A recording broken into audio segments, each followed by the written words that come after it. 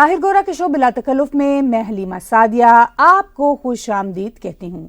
آپ ٹیک T V کے YouTube channel کو سبسکرائب کیجئے اور ڈونیٹ کے بٹن کو کلک کر کے ہمیں کنٹریبیوٹ کر سکتے ہیں۔ آئیے اب ہم امریکہ کی طرف آتے ہیں۔ صدر بائیڈن جاتے جاتے یوکرین کو امریکی میزائل روس کے اندر پھینکنے کی اجازت کیوں دے رہے ہیں اور اس ایکشن کا ٹرمپ کیمپ کیا توڑ نکالے گا؟ دیکھیے، بات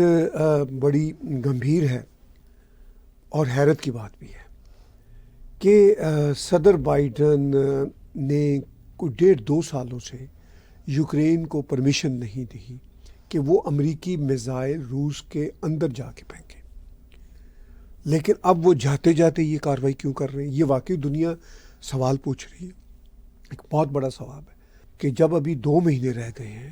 اور یہ طے ہو گیا کہ صدر ٹرمپ آ رہے ہیں، تو صدر بائیڈن ایسا کیوں کر رہے ہیں؟ تو اس کا ایک ہی جواب مجھے تو سمجھ آتا ہے، وہ یہ ہے کہ صدر بائیڈن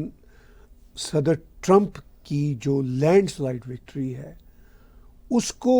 اندر سے کو بہت ظاہر ہے پسند نہیں کر رہے۔ اوپوننٹس ہیں، I can understand it. By the way ان کو کمالا ہیرس کا بھی الیکشن لڑنا کو دل سے پسند نہیں تھا، لیکن یہ ایک ایسا ایشو ہے یوکرین کا، یہ صدر بائیڈن کا بہت ہی پسندیدہ ایشو ہے۔ بنیادی طور پر انہوں نے ہی یہ جنگ ڈائریکٹلی اور انڈائریکٹلی شروع کروائی ہے کہ روس کو بے تحاشا دیوار کے ساتھ لگانے کی کوشش کی اور یوکرین کو بے تحاشا پمپ کیا، جس کی وجہ سے روس نے اٹیک کیا اور یہ جو ہے ان کا معاملہ پھر جنگ کی خوفناک جنگ کی صورت آگے بڑھا۔ پھر ان کو ہنڈرڈز بلینز ڈالر دیے یوکرین کو۔ اب یہ روس کے خلاف صدر بائیڈن اور ڈیموکریٹ اس حد تک گئے، شاید ان کو غصہ تھا کہ 2016 کے الیکشن کا ہیلری کلنٹن جو آ رہی تھی تب بھی انہوں نے الزام لگایا تھا کہ روس نے انٹرنیٹ کے ذریعے انٹرفیرنس کی تھی، ہم اس لیے الیکشن ہارے۔ پھر ان کو صدر جو بائیڈن کو یوکرین سے خاص محبت ہے اور ڈیموکریٹس کو ہے خاص، اچھا کوئی نفرت یوکرین سے ریپبلکنس کو بھی نہیں ہے، مگر وہ اس جنگ کے خلاف ہے۔ وہ کہتے ہیں کہ یہ ایک یوز لیس جنگ ہے، اس کے نتیجہ میں خود یوکرینینز ہزاروں کی تعداد میں مارے جا چکے ہیں اور ملینز یوکرینین ڈسپلیس ہو چکے ہیں۔ ڈیموکریٹس یوکرین کو پش کر رہے ہیں اور ان کا یہ دعویٰ ہے کہ ہم روس کے خلاف جو روس کی جارحیت ہے اس کا بھرپور مقابلہ کریں گے، یوکرین کو مدد دیں گے، مگر اس کے نتیجہ میں یوکرین کے ہزاروں لوگ مارے جا چکے ہیں اس پش کی وجہ سے اور ملینز ڈسپلیس ہو چکے ہیں۔ اب جو ریپبلکنز ہیں وہ بھی یوکرینینز کے لیے بیسٹ وشز رکھتے ہیں، مگر وہ روس کے ساتھ خام خواہ کی جنگ لڑنے کے حق میں نہیں ہیں۔ اور صدر ٹرمپ اپنی الیکشن کیمپین کے دوران بھی اور بارہا کہہ چکے ہیں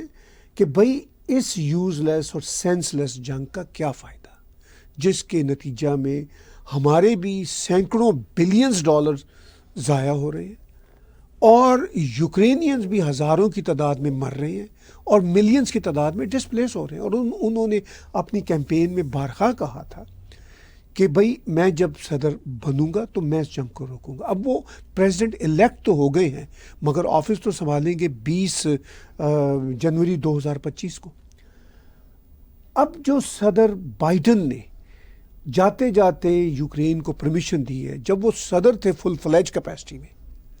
تو تب وہ یوکرین کو پرمیشن نہیں دے رہے تھے، اب انہوں نے پرمیشن دے دی ہے۔ اس کا مطلب یہی ہے کہ وہ صدر ٹرمپ کے لیے مشکلات پیدا کرنا چاہ رہے ہیں کہ بھئی صدر ٹرمپ جب آئیں اور اگر واقعی ہی یوکرین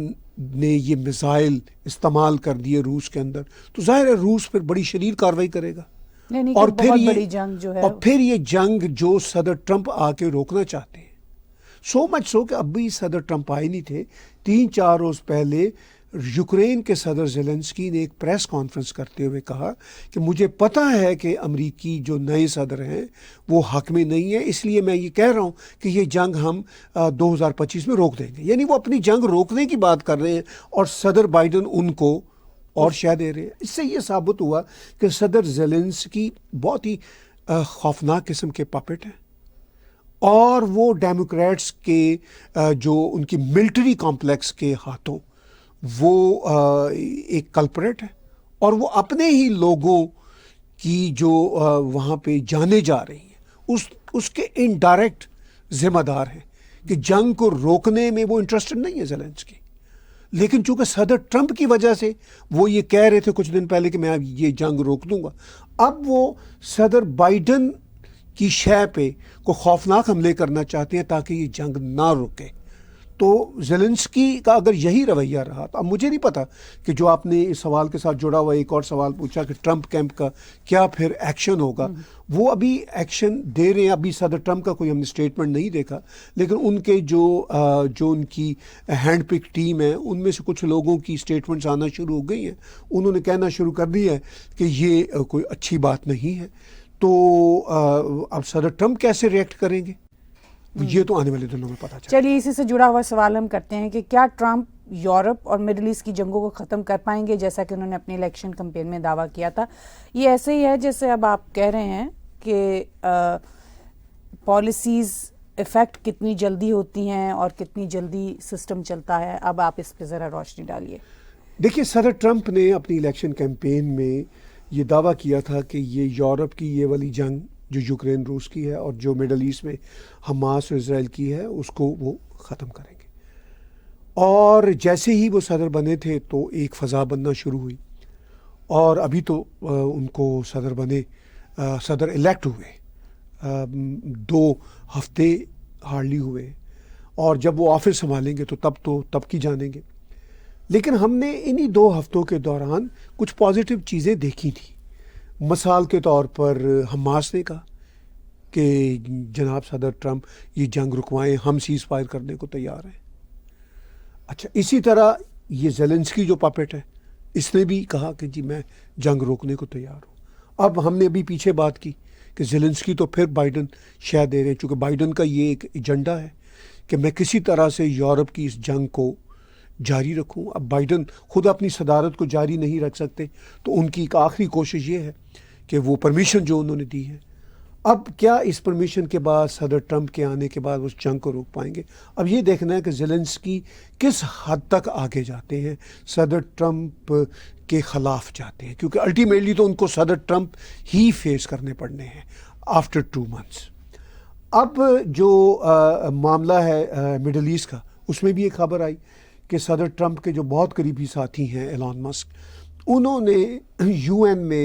یو این کے اندر جو ایران کے ایمبیسڈر ہیں ان سے ایک ملاقات کی ہے، یعنی بیک ڈور ڈپلومیسی کی ہے، یہ خبر آئی۔ تو یہ وہ صدر ٹرمپ کا وہی جو اعلان تھا کہ میں کسی طرح سے ایران کو باز رکھوں کہ وہ نیوکلیئر ہتھیار نہ بنائے اور باز آ جائے، تو میں کیوں نہ بیک ڈور ڈپلومیسی ایلان مسک کے ساتھ شروع کروں۔ تو وہ بھی اس بات کا اندیا ہے۔ تو ان دونوں باتوں سے تو یہی لگتا تھا کہ صدر ٹرمپ اپنی اس الیکشن کیمپین پہ قائم ہیں اور اس پہ عمل کروانا چاہتے ہیں، لیکن اب بائیڈن ان 2 مہینوں کے دوران جو کہ ان کے پاس ابھی بھی ٹائم ہے، وہ جاتے جاتے کتنا میس اور کریں گے، اور اس میس کے نتیجے میں پھر صدر ٹرمپ جب پریکٹیکلی آفس سنبھالیں گے تو پریکٹیکلی آفس سنبھالنے کے بعد کیا صدر ٹرمپ کے پاس کوئی گنجائش ہوگی کہ وہ ان جنگوں کو جلدی ختم کروا سکے؟ یہ تو پھر آنے والا وقت بتائے گا۔ آج کا بلا تکلف شو طاہر گورا اور میرے ساتھ دیکھنے کا بہت شکریہ۔ آپ ہمارے ٹیک ٹی وی کے یوٹیوب چینل کو سبسکرائب کیجئے، ہمارے اسی چینل پر موجود ڈونیٹ کے بٹن کو دبا کر آپ پیٹریون، پے پال یا کریڈٹ کارڈ کے ذریعے ڈونیٹ کر سکتے ہیں۔